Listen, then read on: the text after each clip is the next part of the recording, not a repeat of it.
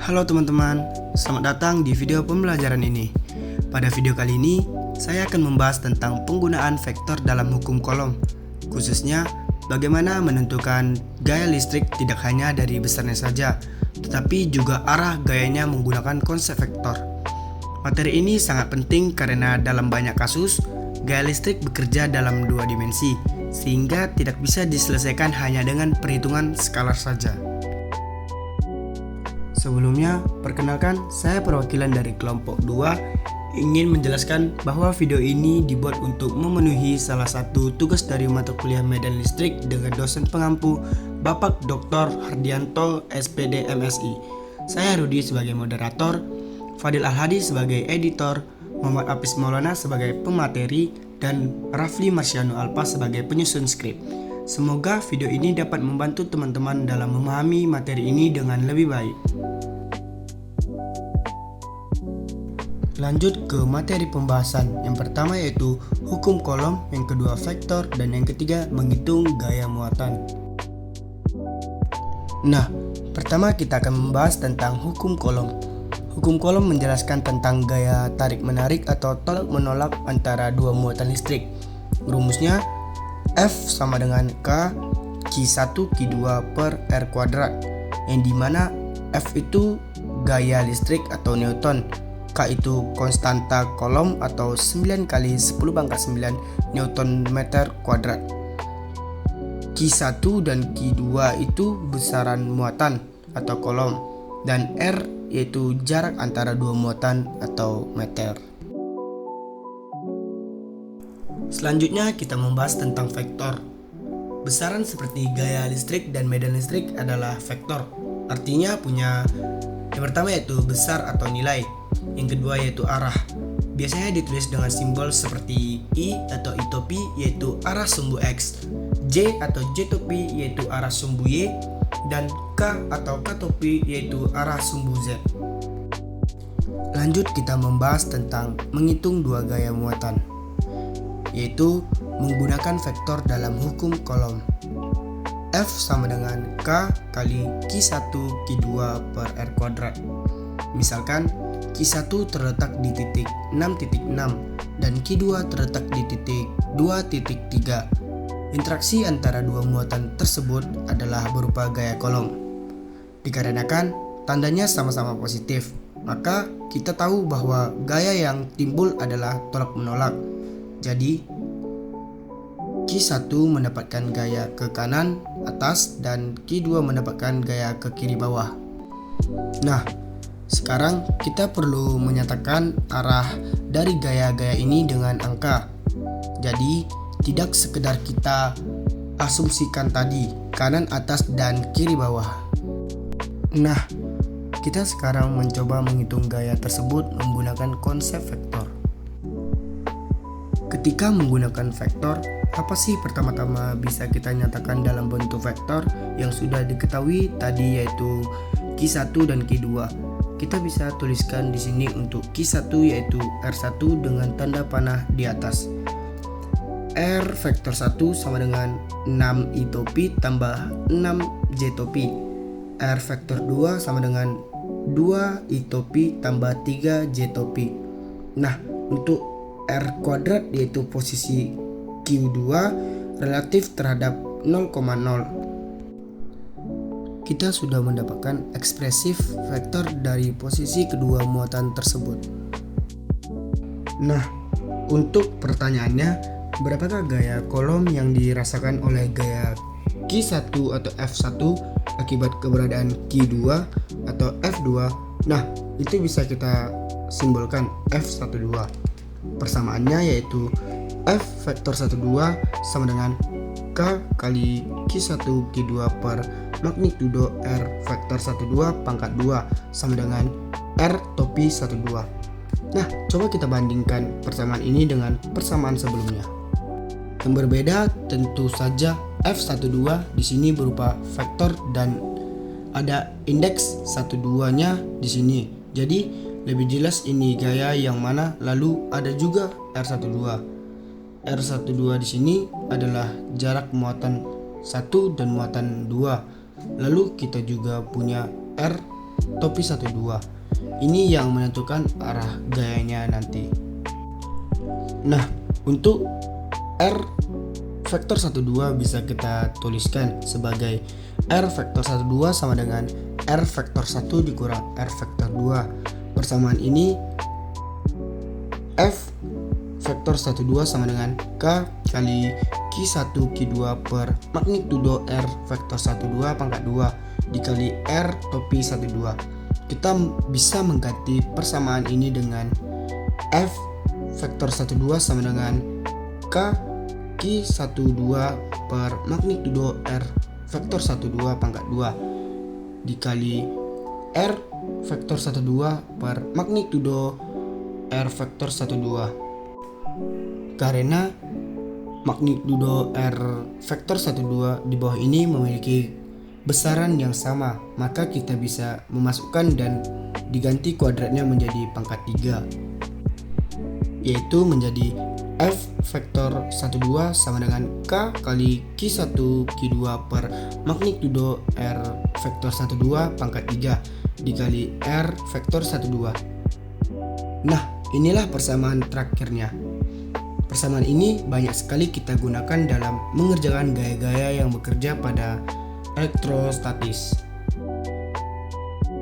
Dari semua persamaan itu, kita coba hitung dulu untuk R vektor 1, 2. Rumusnya yaitu R vektor 1, 2 sama dengan R vektor 1 kurang R vektor 2. Kemudian masukkan nilai dari muatan tersebut.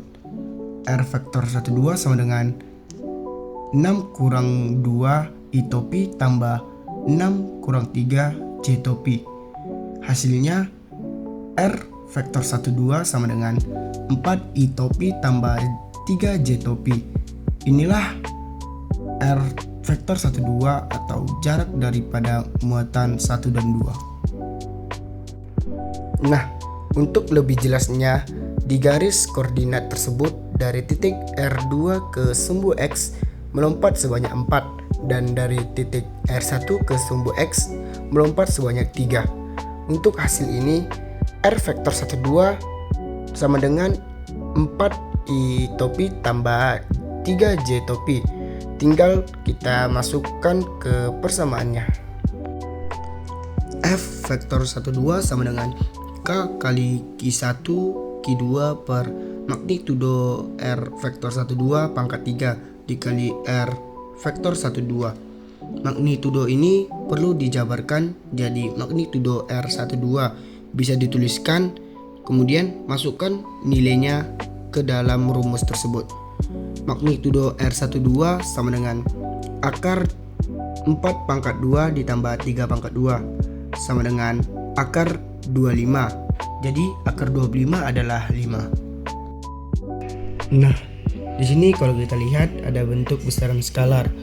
F vektor 1, 2 sama dengan K kali Q1 Q2 per 5 pangkat 3. Ini adalah besaran skalar.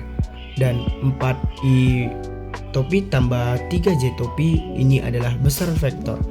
Kalau dikalikan antara besaran skalar dan vektor, maka hasilnya akan berupa vektor juga. F vektor 1, 2 sama dengan 4K kali Q1 Q2 per 125 I topi. Ini adalah vektor ke arah sumbu X ditambah 3K kali Q1 Q2 per 125 J topi. Ini adalah vektor ke arah sumbu Y. Nah, kita sudah mendapatkan ekspresi vektor adalah gaya yang dirasakan muatan Q1 akibat muatan Q2.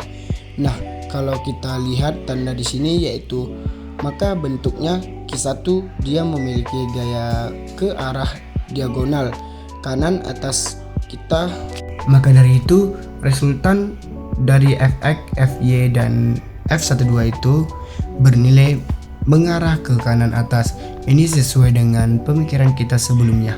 Secara kualitatif kita bisa menebak Q1 mengalami gaya Q2 yang berada di sini ke arah kanan atas karena mereka saling tolak menolak. Pada pembahasan ini, kita akan menentukan gaya total yang bekerja pada sebuah muatan akibat 3 muatan lainnya. menggunakan konsep vektor dan prinsip superposisi. Hal penting yang harus dipahami adalah bahwa gaya listrik tidak hanya memiliki besar, tetapi juga arah, sehingga harus dianalisis menggunakan vektor. Diketahui, terdapat 4 muatan yang berada pada bidang koordinat, yaitu muatan Q1 di titik 0,0, Q2 di titik 4,0, Q3 di titik 0,4, dan Q4 di titik 4,4. Susunan ini membentuk persegi. Tujuan kita adalah mencari gaya total yang bekerja pada Q1.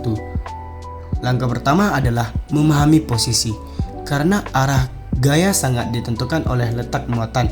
Oleh karena itu, semua posisi diubah ke dalam bentuk vektor menggunakan rumus umum, yaitu R vektor sama dengan X I topi ditambah Y J topi. Dengan mensubstitusikan nilai koordinat diperoleh R vektor 1 sama dengan 0 I topi tambah 0 J topi. R vektor 2 sama dengan 4 I topi tambah 0 J topi. R vektor 3 sama dengan 0 I topi ditambah 4 J topi. Dan R vektor 4 sama dengan 4 I topi ditambah 4 J topi. Penulisan ini penting karena vektor satuan I topi menyatakan arah sumbu X atau horizontal dan J topi menyatakan arah sumbu Y atau vertikal. Dengan ini, kita sudah mengubah posisi menjadi bentuk matematis yang bisa diolah. R vektor 12 sama dengan 0 dikurang 4 I topi ditambah 0 dikurang 0 J topi sama dengan min 4 I topi. R vektor 13 sama dengan 0 dikurang 0 I topi ditambah 0 dikurang 4 J topi sama dengan min 4 J topi. Dan R vektor 14 sama dengan 0 dikurang 4 I topi ditambah 0 dikurang 4 J topi sama dengan min 4 I topi dikurang min 4 topi. Tanda negatif di sini menunjukkan arah ke kiri dan ke bawah sesuai dengan analisis arah sebelumnya. Jadi tanda minus bukan muncul dari perhitungan tetapi dari arah vektor. Setelah itu, kita hitung panjang vektor atau jarak antar muatan menggunakan rumus. Magnitudo R vektor sama dengan akar X pangkat 2 ditambah Y pangkat 2. Dengan substitusi diperoleh magnitudo R vektor 12 sama dengan 4, magnitudo R13 sama dengan 4, dan magnitudo R14 sama dengan akar min 4 pangkat 2 ditambah min 4 pangkat 2 sama dengan 4 akar 2. Nilai 4 akar 2 muncul karena posisi diagonal sehingga menggunakan teorema Pythagoras. Selanjutnya, kita gunakan hukum kolom dalam bentuk vektor, yaitu F vektor sama dengan K Q1 Q2 per R pangkat 3 kali R vektor. Bentuk ini berbeda dari rumus biasa 1 per R kuadrat karena sudah menggabungkan arah. Pangkat 3 muncul karena vektor arah dibagi dengan jarak sehingga menghasilkan R pangkat 3. Sekarang kita hitung gaya satu persatu. Untuk gaya dari Q1 digunakan rumus F vektor 12 sama dengan K kali Q1 Q2 per magnitudo R vektor 12 pangkat 3 kali R vektor 12. Substitusi menghasilkan F vektor 12 sama dengan K kali Q1 Q2 per 4 pangkat 3 dikali min 4 I topi sama dengan K kali Q1 Q2 per 64 dikali min 4 I topi sama dengan min K Q1 Q2 per 16 I topi. Tanda negatif menunjukkan arah ke kiri. Tidak ada komponen Y karena posisinya sejajar sumbu X. Untuk gaya dari Q4 perhitungannya lebih kompleks karena diagonal.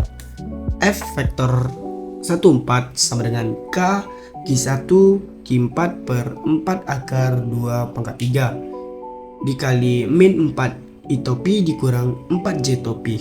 Pangkat 3 dari 4 akar 2 dihitung sebagai 4 akar 2 pangkat 3 sama dengan 4 pangkat 3 dikali akar 2 pangkat 3 sama dengan 64 kali 2 akar 2 yang hasilnya 128 akar 2, sehingga F vektor 14 sama dengan K kali Q1 Q4 per 128 akar 2 dikali 4 min I topi dikurang 4 J topi.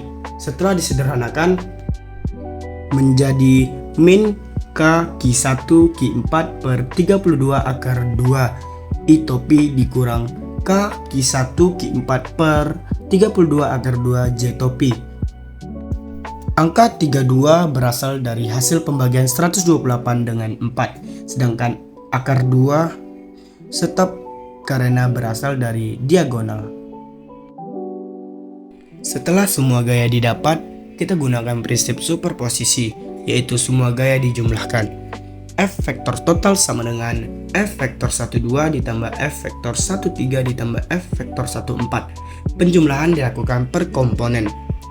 Fx sama dengan min K Q1 Q2 per 16 dikurang K Q1 Q4 per 32 akar 2. Fy nya sama dengan min K Q1 Q3 per 16 dikurang K Q1 Q4 per 32 akar 2. Langkah terakhir adalah menuliskan hasil akhir dalam bentuk vektor. F vektor total sama dengan min K Q1 Q2 per 16 dikurang K Q1 Q4 per 32 akar 2 I topi ditambah min K Q1 Q3 per 16 dikurang K Q1 Q4 per 32 akar 2 J topi. Ini adalah bentuk akhir yang menunjukkan besar relatif dan arah gaya secara lengkap.